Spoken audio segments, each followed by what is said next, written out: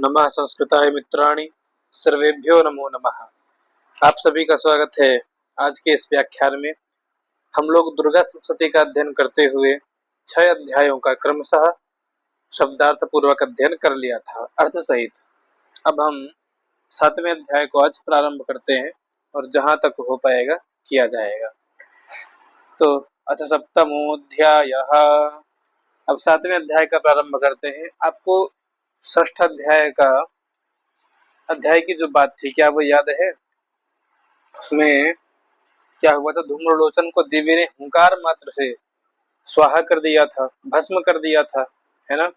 और फिर शुंभ नाम का जो दैत्य था, उसने चंड और मुंड को आज्ञा दी थी कि तुम दोनों अपनी सेना को लेकर के जाओ और उस देवी को बांध करके यहाँ पर लेकर के आओ, है ना। ये आज्ञा दी थी। तो उसी के आगे का व्याख्यान आज होगा कि उसने केवल आज्ञा दी थी, चंडमुंड भी गए नहीं थे। तो आगे चंडमुंड उसकी आज्ञा लेकर के जाएंगे। तो इस अध्याय में क्या होगा कि चंड और मुंड का वध होगा।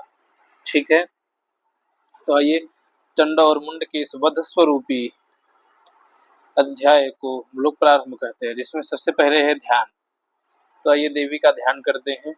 ध्यानम ओम ध्यायेयं रत्नपीठे शुककलपठितं शृण्वतीं श्यामलांगीं न्यस्तैकाङ्घ्रिं सरोजे शशिशकलधरां वल्लकीं वादयन्तीं कह्लाराबद्धमालां नियमितविलसत् चोलिकां रक्तवस्त्रां मातङ्गीं शङ्खपात्रां मधुरमधुमदां चित्रकोद्भासि भालाम्।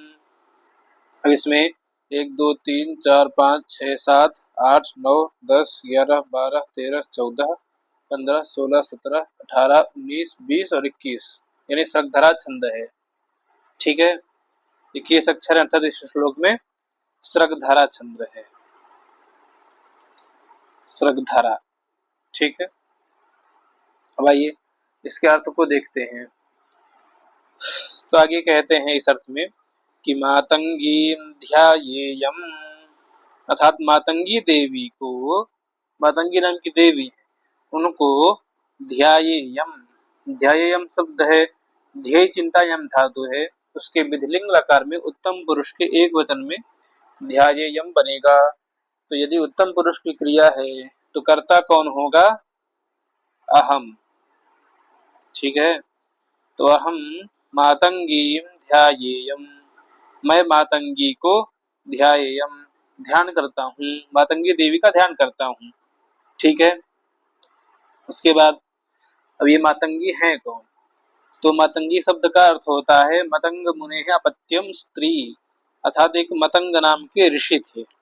ठीक है, उनकी अपत्य है यानी उनकी पुत्री है ये मातंगी। ठीक है, और जो 10 महाविद्याएं हैं, उन 10 महाविद्याओं में से 9वीं महाविद्या का नाम भी मातंगी ही है। ठीक है, 10वीं में से 9वीं जो है महाविद्या वह मातंगी ही है। ठीक है, मातंगी समझ गए।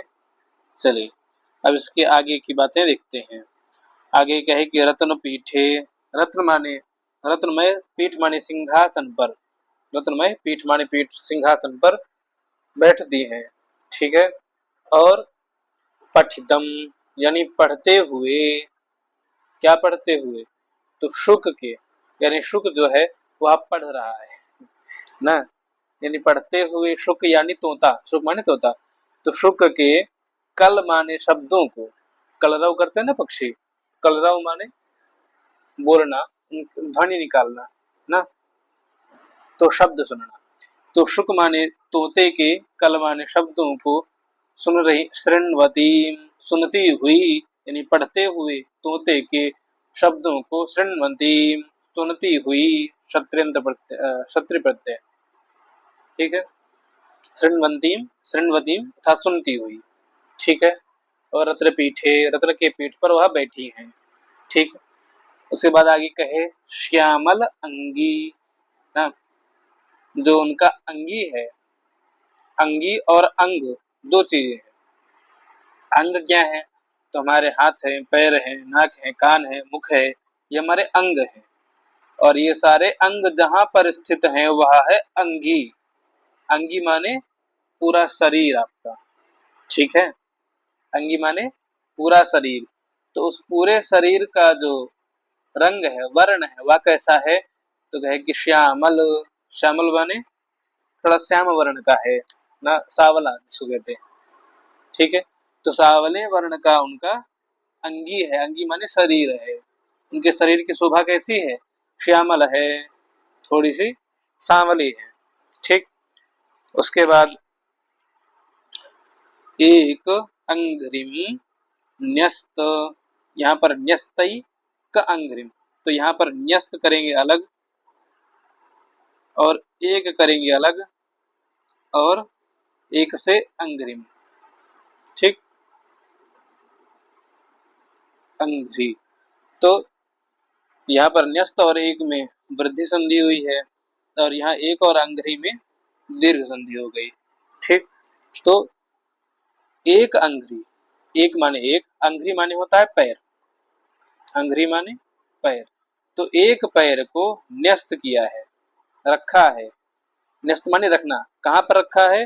तो सरोरे, सरोजे, आधारोधिकरणम सप्तमी, सप्तमी लगी है ना इसमें, तो इसमें रखा है। सरोज माने सरह हृदय तड़ागे जायते इति सरोजः, अर्थात तालाब इत्यादि में उत्पन्न होने वाला पुष्प, यानी जो कमल का फूल है, उस कमल के पुष्प के ऊपर एक अंग्रिम यानी एक पैर को न्यस्त रखी हुई है, ठीक है।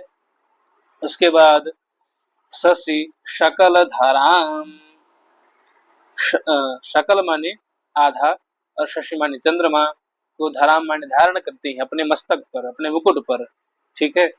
अब यहाँ पर शकल और सकल दो शब्द है, ठीक। एक शब्द है सकल, ठीक, और एक शब्द है शकल जो यहाँ पर है। तो इस सकल का अर्थ होता है जिसमें दंत सा होता है, इसका अर्थ होता है पूरा, ठीक है। और जहां पर तालव्य सा होता है, इसका अर्थ होता है आधा। केवल एक शा का अंतर है, इसमें इसमें दंत है, इसमें तालव्य है। अब ध्यान दे लीजिए। तो इसलिए कहा गया है सकृत सकृत दृष्टा, सकृत सकृत नहीं करना चाहिए, ठीक है। सकृत माने थोड़ा सा, तो सकल वही है। सकल, सकल माने पूरा और शकल माने आधा। तो शकल माने आधा, शशि माने चंद्रमा, धराम धारण करती हैं, ठीक है। कहां पर धारण करेंगी? अपने मस्तक पर, माथे पर, ठीक है। उसके बाद में कल्लाराबद्ध मालाम, कल्लाराबद्ध मालाम से तात्पर्य है कल्लार का एक पुष्प होता है, तो उस पुष्प की, पुष्पों के द्वारा बंधे हुए माला, जो पुष्प जिसमें बंधे हुए हैं ऐसी माला, यानी पुष्पों की माला बद्ध है, उनके गले में बंधी हुई है। अब देखिए आपको कल्हार का पुष्प दिखाते हैं। ओह ये तो कट गया, एक मिनट।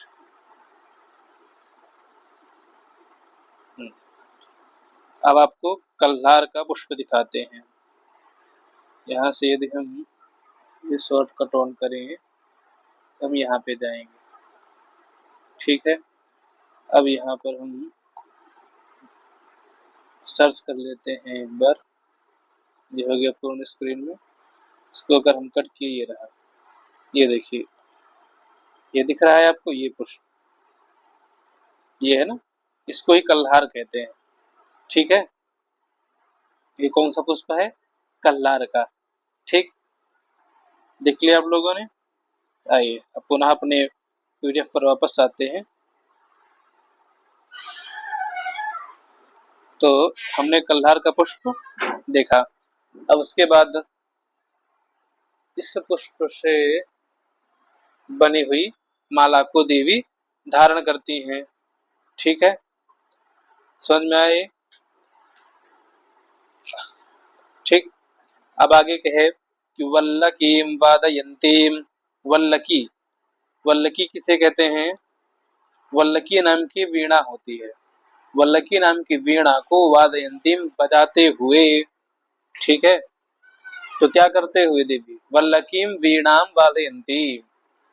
अब मातंगी देवी की वीणा का नाम यदि पूछे तो क्या कहेंगे, वल्लकीम। ठीक है। इसी प्रकार से नारद जी के पास भी वीणा है। नारद जी की वीणा का नाम क्या है, महती। ठीक है, नारद जी की वीणा का नाम महती है। विश्वावसु की वीणा का नाम बृहति है। एक विश्वावसु है, वो भी वीणा बजाते हैं, तो उनकी वीणा का नाम बृहति है। ठीक है।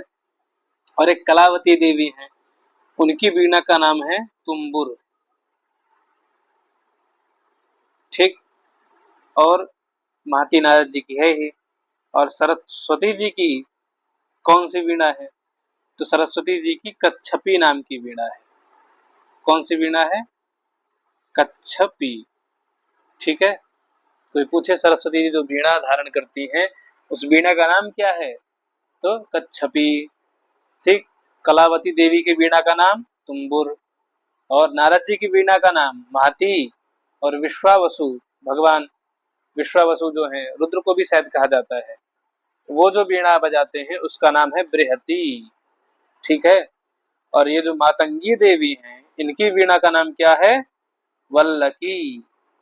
ठीक है। तो वल्लकी वीणा, वल्लकी नाम की वीणा को वादयंती, बजाती हुई। ठीक है। उसके बाद नियमित विलसत चोलिकाम रक्त वस्त्राम।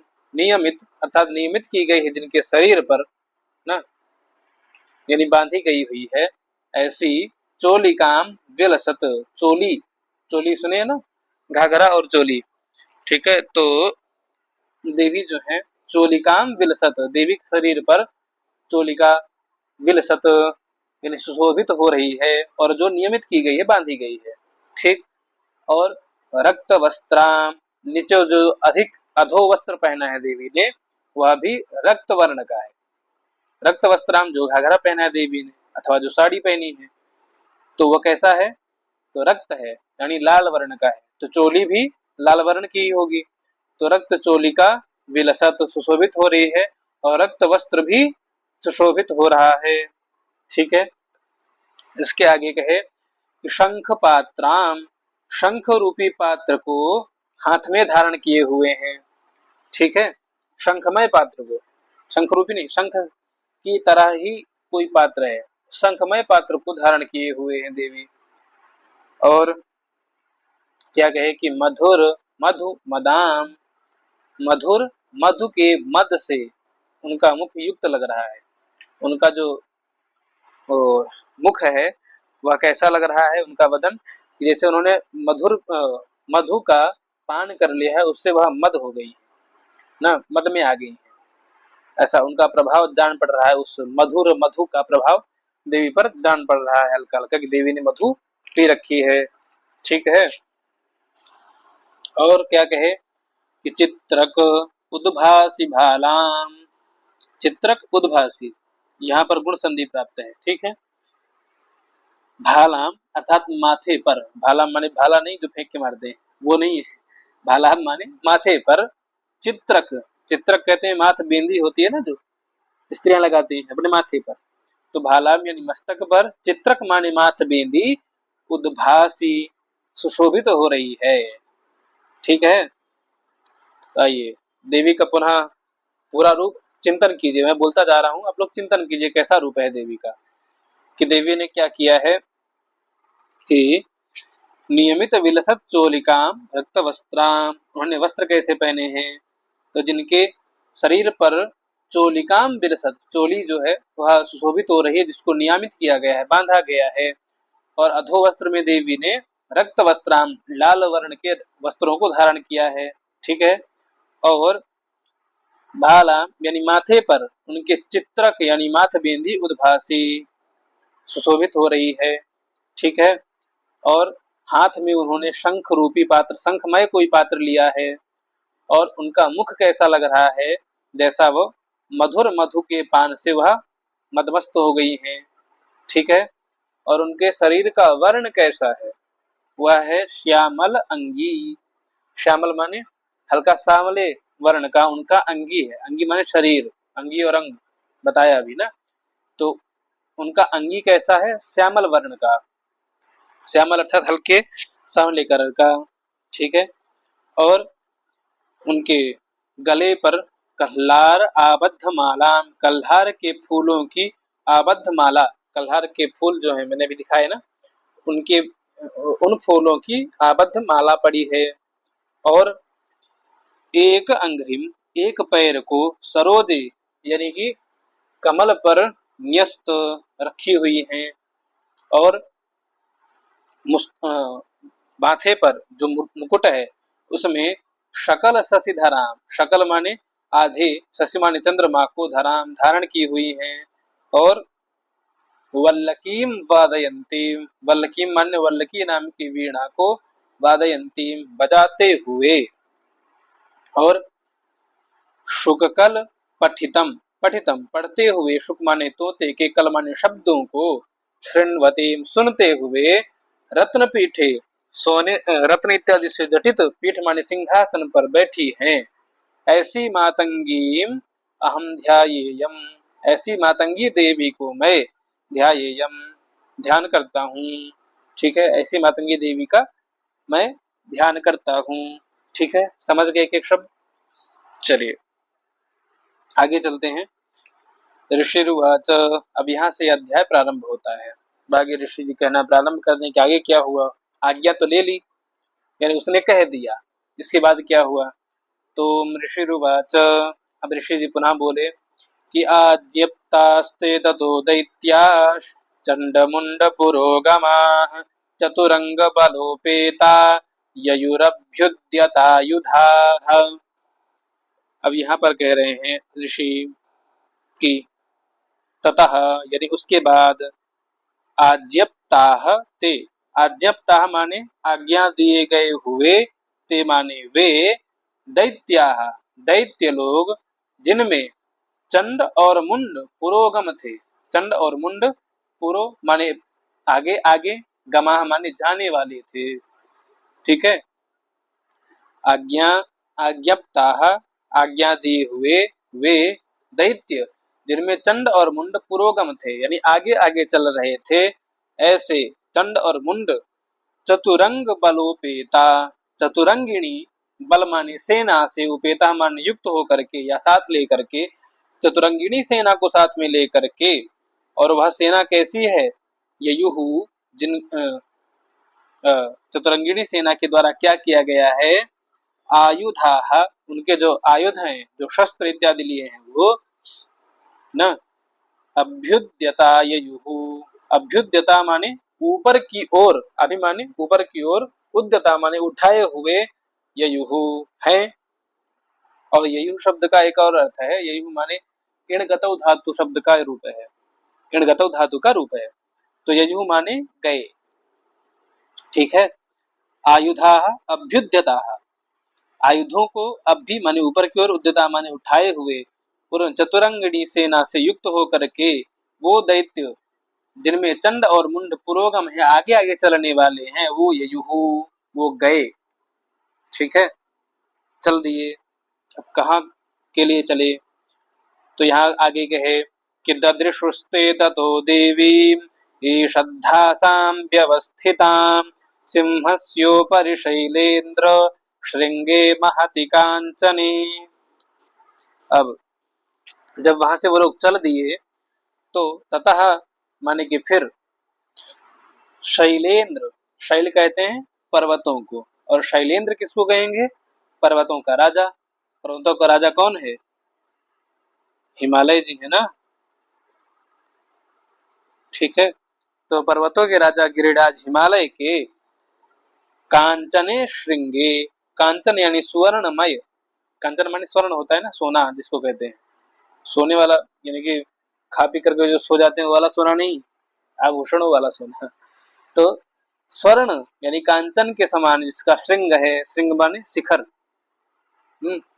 तो सुवर्णमय ऊंचे शिखर, महति, महति माने ऊंचे, श्रृंगे माने शिखर पर पहुंच करके, है ना, पहुंच करके, ते माने उन सभी दैत्यों ने, तदृशुहु देखा, क्या देखा कि सिंहस्योपरि अर्थात सिंह के ऊपर व्यवस्थिता बैठी हुई देवी ददृशु, सिंह के ऊपर बैठी हुई देवी को ददृशु माने देखा। और वह देवी कैसी है? तो ईषद हासाम, यहाँ पर वो क्या नाम है, यहाँ पे हल संधि है ना, हाँ, तो हल संधि में झयो होन्य तरस्याम एक सूत्र है, उस सूत्र के द्वारा यहाँ पर जो दो शब्द हैं, ईशत, एक शब्द है ईशत, ठीक है, और एक शब्द है हासाम, तो ईशत धासाम, ता को दा हो जाएगा और हा को धा हो जाएगा, ठीक है। तो ये किसके द्वारा होगा? झयो होन्य तरस्याम सूत्र के द्वारा, जो कि कहता है झय परस्य हस्य व पूर्व सवर्ण, ठीक है। जैसे वाघहरि शब्द को वाघहरि शब्द बन गया है, उसी प्रकार से यहाँ पर ईशत हासाम को ईशत धासाम ऐसा रूप बन गया है, ठीक है। तो यहाँ पर कहते हैं ईशत माने थोड़ी सी, हासाम माने मुस्कान, यानी हल्की सी मुस्कान के साथ में वो देवी जी हैं, यानी मंद मंद मुस्कुराना जिसको कहते हैं ना, मंद मंद मुस्कुरा रहे हैं।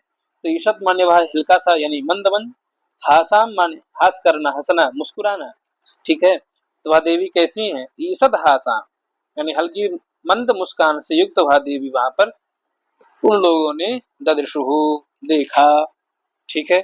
समझ में आ गई? चलिए आगे चलते हैं। आगे कहते हैं कि ते दृष्ट्वा तां समादातुम् उद्यमं चक्रुरुद्यताः आकृष्ट चापासिधरास् तथान्ये तत्समीपगाः। अब यहाँ पर कह रहे हैं कि ताम दृष्ट्वा, ताम यानी उन देवी को, दृष्ट्वा देख करके, ते माने वो दैत्य लोग, वो दैत्य लोग क्या किए? समादातुम उद्यमम चक्रुः उद्यताः, ठीक है।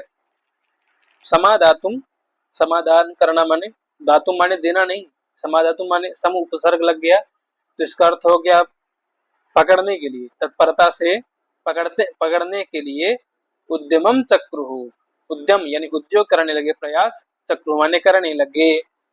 और क्या पकड़ने का प्रयास करने लगे? तो जो उद्यता, जो उद्यत किए हुए थे ना ऊपर को, क्या उद्यत किए थे? अपने अस्त्र शस्त्रों को, तो उन उद्यता आयुधों को, शस्त्रों को, समादातुम ठीक से पकड़ने का उद्यम यानी प्रयास, चक्रुः करने लग गए। अब क्या क्या पकड़े?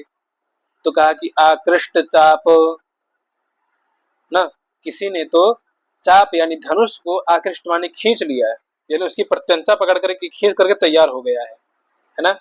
और तथा और अन्य अन्य जो लोग हैं वो क्या किए? असी धारा, न, दीर्घ संधि हुई, चाप और असी, चापासी। तो असी मानी होता है तलवार, तलवार धरा, यानी तलवारों को लोग पकड़ लिए, तलवारें संभाली। और कुछ तो तत्समीपगा, तत् माने उन देवी के, समीपगा एकदम समीप में पहुंच गए, देवी के पास जाकर खड़े हो गए, ठीक है।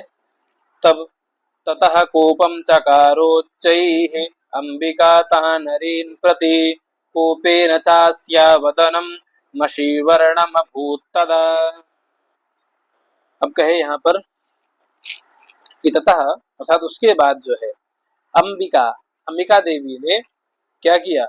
तान अरीन प्रति, तान माने उन, अरीन माने शत्रुओं के, प्रति माने शत्रुओं के लिए या शत्रुओं पर क्या किया? उच्चैः कोपम चकार, उच्चैः माने अत्यंत भयानक, बहुत भयानक, कोपम माने क्रोध को, चकार किया, ठीक है। और च माने और, अस्याह वदनम, अस्याह माने इन देवी का, वदनम माने मुख, वदन माने मुख होता है, ठीक है। तो अस्याह वदनम यानी इनका जो मुख था वह कोपेन अर्थात क्रोध से, ठीक है, क्रोध से, मशी वर्णम अभूत तदा, तदा माने तब, क्रोध से उनका मुख मशी वर्णम अभूत, मशी कहते हैं स्याही, देखा है आपने, जो पेन्स में डाली जाती थी, उनमें से एक काली स्याही आती है ना, तो वही मशी यानी कि काले वर्ण का या नीले वर्ण के, नीले वर्ण का अभूत हो गया, क्या? कोपे न कोप से उनका देवी का मुख मशी वर्ण का हो गया। मसी यानी काले अथवा नीले वर्ण का उनका मुख हो गया। ठीक है, इतना क्रोध हुआ।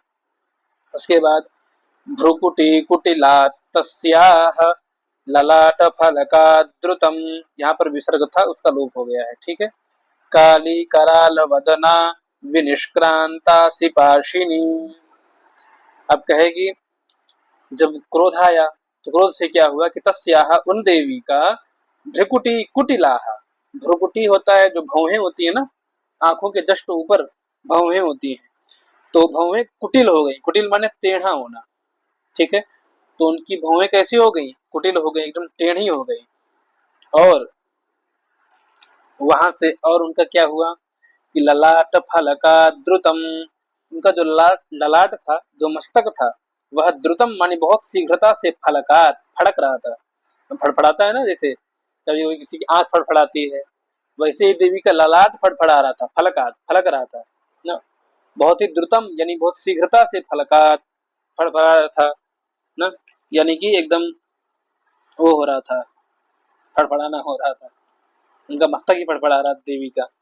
और क्या हुआ कि काली कराल वदना विनिष्क्रांता, तो वह जो देवी थी उनके शरीर से क्या हुआ, काली यानी एकदम काले वर्ण की, और कराल वदना, कराल माने बहुत विकराल, वदन माने मुख वाली ना। एक तो कराल और यानी कि काली है, और उसके बाद जो है कराल मुख, कराल माने अत्यंत भयानक मुख वाली देवी विनिष्क्रांता, वो जो देवी थी उनके शरीर से विनिष्क्रांत हुई माने निकली है ना, प्रकट हुई जिसको कहते हैं, तो उनके शरीर से विनिष्क्रांत हुई, काली देवी प्रकट हुई। और वो काली देवी कैसी है, असी पाशिनी ना, असी पाशिनी अस्याह हस्ते अस्ति इति असी पाशिनी, यानी असी यानी कि तलवार, पाशिनी माने पास है हाथ में जिनके, पाश माने बांधने का कोई साधन। ठीक है, तो वो देवी कैसी हुई, जिनके हाथ में असी माने तलवार है और पाश है यानी बांधने के लिए रस्सी टाइप का। ठीक है, अब यहाँ पे 5वें अध्याय में पार्वती देवी के शरीर से निकली थी एक देवी है ना। उसके बाद ये जो वही देवी है, उन्हीं देवी के, वो देवी कहाँ स्थित हो गई थी, पर्वत पे ही, हिमाचल पे ही। अब उन्हीं देवी के शरीर से, उन्हीं अंबिका देवी के शरीर से ये काली देवी विनिष्क्रांत हो गई, निकल पड़ी। ठीक है, एक ही देवी थी पार्वती जी, उनके शरीर से अंबिका देवी हुई और अंबिका देवी के शरीर से ये काली देवी हुई। ठीक है, अब आगे कहे कि विचित्र खट्वांगधरा नरमाला विभूषणा द्वीपी चर्म परिधाना शुष्क मांसाति भैरवा। अब यहाँ पर कहे कि विचित्र खट्वांग धरा, विचित्र यानी अनेक प्रकार के चित्रों से युक्त खट्वांग नाम का एक आयुध है, शस्त्र है, उसको धरा धारण करती हुई। अब ये विचित्र खट्वांग क्या है, खट्वांग क्या है, खट्वांग दिखाते हैं आपको। खट्वांग भी यहीं पर है हमारे पास, आ जाओ भैया, खट्वांग जी को दिखाओ जल्दी से। ये रहे खट्वांग जी हमारे, ये चित्र दिख रहा है, ये यहाँ पर विचित्र है ना, एक ये चित्र है, एक ये चित्र है, एक ये चित्र है, एक ये चित्र है, एक ये है, उसके ऊपर ये त्रिशूल का धार है बनी हुई है। ठीक है, दिख रहा है ये देखिए, एक तो ऐसा भी है, इस प्रकार का भी होता है। खैर ये लोड नहीं हो रहा है अभी, हटा दे ना। इसका मुख देख लीजिए कैसा कैसा, 2 3 4 मुख लगे ना इसके ऊपर, ये एक इस प्रकार का है, ये 4 5 मुख लगे हुए हैं इसके ऊपर, तो यही खट्वांग होता है। ये दिख गया था आप लोगों को, ये ऐसा ऐसा देख लीजिए, तो इस प्रकार का एक खट्वांग होता है। ठीक है, इस प्रकार के खट्वांग को वो देवी धारण किए हुए हैं। और क्या धारण किए हुए देवी, तो द्वीपी चर्म परिधाना, यानी उन्होंने वस्त्रों में क्या पहना है, तो कहते हैं कि द्वीपी चर्म परिधाना, द्वीपी कहते हैं चीता, चीता जानते हैं ना, शेर चीता बिलार सब होता है, तो चीता, तो जो चीता है उसको द्वीपी कहते हैं। द्वीपम अस्य अस्ति इति द्वीपी, द्वीप है, क्षेत्र है इसका, इसलिए यह द्वीपी कहलाता है, यानी क्षेत्र का मालिक यही होता है। तो द्वीपी माने चीता के चर्म यानी उसकी चमड़ी का क्या है, परिधाना, उन्होंने वस्त्र पहन रखा है। ठीक है, वह वस्त्र साड़ी भी हो सकती है या केवल चर्म ही लपेटा हुआ, ऐसा भी हो सकता है। ठीक है, तो द्वीपी माने चीते के चर्म को परिधान बनाया हुआ है, अपना वस्त्र बनाया हुआ है। और नरमाला विभूषणा, गलों में नर माला, नर के मुंडों की माला विभूषित हो रही, सुशोभित हो रही है। ठीक है, और वह जो नरों की माला है वह कैसी है, शुष्क मांसा अति भैरवा, जिसका मांस जो है शुष्क हो गया, सूख गया, केवल हड्डी हड्डी बची है, यानी सिर का कंकाल होता है ना, वही है, सिर का केवल कंकाल कंकाल मात्र बचा है, उसका मांस जो है वह सूख गया है, यानी एकदम खत्म हो गया है, उसको फर्टिलाइजर्स ने उसको क्या कर दिया है, नष्ट कर दिया है ना, केवल कंकाल मात्र बच गया है। तो ऐसा है वह माला जो सुशोभित हो रहा है देवी के गले पर। और अति भैरवा, वो माला भी अत्यंत भयानक लग रहा है देखने में, है ना। माला क्या, वो माला पहनी है जो, वो देवी भी इससे और भयानक लगेंगी, माला तो भयानक है ही, जो पहना है वो भयानक नहीं दिखेगा। जिन्होंने विचित्र प्रकार की खटवांग धारण किए, खटवांग में कई प्रकार के सर लगे थे ना, देखा आपने, सर लगे हुए थे, ऐसा त्रिशूल धारण की हुई है, और द्वीपी के चर्म को धारण की हुई है, पहने हुई है, द्वीपी माने चीते के, और नरों की माला से सुशोभित हो रही है, नरों की मुंड माला पहनी है, जिनका मांस सूख गया है, और उसको पहन करके वो अति भैरवा, अत्यंत भयानक लग रही है देवी। ठीक है, ये समझ गए देवी कैसे लग रही है, अत्यंत भयानक। इन 9 श्लोकों को पूर्ण करते हैं, उसके बाद फिर इसको विश्राम करेंगे ना, उसके बाद के पाठ को अग्रिम व्याख्यान में करेंगे। आइए इन दोनों को ही पढ़ते हैं जल्दी से। अति विस्तार वदना जिह्वा ललन भीषणा निमग्ना रक्त नयना नादा पूरित दिङ्मुखा। अब कहे कि अति विस्तार वदना, उनका वदन यानी मुख जो है वह कैसा है, कहे अति विस्तार, वह अत्यंत बहुत ज्यादा बड़ा है ना, बहुत विशाल है, विस्तार माने बड़ा होना ना, तो कहे अति विस्तार, बहुत बड़ा है क्या उनका वदना, उनका मुख। ठीक है, और जिह्वा ललन भीषणा, जो उनकी जीभ है वह ललन होने के कारण, ललन होना मतलब बाहर लपलपाना, लपलपाना करते हैं ना, जीभ को जल्दी जल्दी बाहर भीतर करते हैं, तो लपलपाने के कारण, जीभ लपलपाने के कारण अत्यंत भीषणा, वो और भीषण लग रही है और भयानक लग रही है ना। काली माता की जब फोटो देखते होंगे आप, तो क्या है उसमें लंबी जीभ निकली हुई दिखाई देती है, तो वैसी ही जीभ देवी लपलपा रही है, तो और क्या होगा, उससे बहुत भयानक चित्र बना। उसके बाद कहे कि रक्त जो उनके नयन थे वह रक्त से निमग्न हो गए थे, यानी कि जो दोनों नेत्र थे देवी के, वह क्रोध के कारण रक्त से एकदम लाल लाल हो गए थे ना, रक्त में निमग्न हो गए थे, एकदम खून में ही डूब गए थे ऐसा लग रहा था, इतनी लाल हो गई थी उनकी आंखें। ठीक है, और नादा पूरित दिंग मुखा, उनके नाद से, उनके भयंकर गर्जना से, दिंग मुखा अर्थात दिशाओं के मुख पूरिता भर गए, यानी चारों चारों आठों दसों दिशाओं से केवल उनकी ही जो नाद है, उनका जो ध्वनि, उनका जो स्वर, भयंकर गर्जना है, उससे पूरी दसों दिशाएं भर गई हैं, केवल उन्हीं का गुण सुनाई दे रहा है। ठीक है, इतनी खतरनाक देवी उत्पन्न हुई। कराली, ये काली देवी का स्वरूप बता रहे हैं अभी तक, है ना, जो एकदम कराल मुख वाली है, और क्या की है, जो निकली है, लेकिन हाथ में 80 खड्ग और पासरी माने पास को धारण किए हैं, विचित्र प्रकार खटवांग के अस्त्र को धारण की हुई है, और नरमाला को धारण किए हैं, जो जिसका मांस सूख गया है, लेकिन उसको पहनने से देवी अति भैरव लग रही है, अत्यंत भयानक लग रही है। और दीपी के चर्म को यानी चीता के चर्म को धारण की हुई है। अति विस्तार बदना, बहुत विशाल मुख है उनका, और उनकी जो जिह्वा है उसके लपलपाने से और भीषण लग रही है, और उनके जो नयन है वो रक्त से निमग्न हो गए हैं, डूब गए हैं, एकदम लाल लाल हो गए हैं, और उनके नाद से, उनके भयंकर गर्जना से दिंग मुखा पूरिता, सभी दिशाओं के मुख भर गए। और आगे कहे कि सा वेगेनाभिपतिता घातयन्ति महासुरान् सैन्ये तत्र सुरारीणाम् अभक्षयत तद्बलम्। अभी यहाँ 8 श्लोक तक देवी की स्तुति की गई है, देवी के यानी संपूर्ण अंगों का वर्णन किया गया है ना, देवी कैसी है। इसके बाद ये जो 9वां श्लोक है, यहाँ से देवी जो है उस दैत्य की सेना का संहार प्रारंभ कर देंगी। अब दैत्य की सेना का जो संहार है उसको हम लोग अग्रिम व्याख्यान से करेंगे। आज यही 8 श्लोक तक रखते हैं, ठीक है। आप सभी लोग अंत तक जुड़े रहे उसके लिए बहुत बहुत धन्यवाद। नमः संस्कृताय, सर्वेभ्यो नमो नमः।